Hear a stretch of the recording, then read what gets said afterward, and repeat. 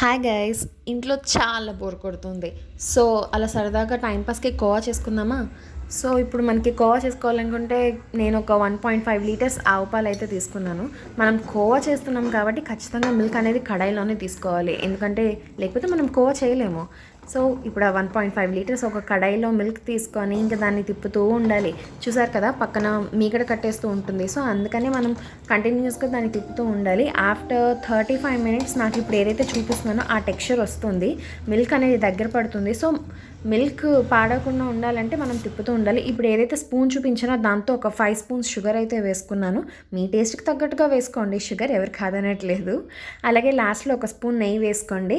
ఇంకా చుట్టూ పేరుకుపోయిందంతా గ్రాప్ చేసుకుంటూ గీక్కుంటూ దాన్ని మనం దగ్గరికి చేసుకుంటే మన టేస్టీ కోవా రెడీ అయిపోతుంది అనమాట. చేసుకోవడం అయితే సింపులే, కాకపోతే ఖర్చే కొంచెం ఎక్కువ అవుతుంది.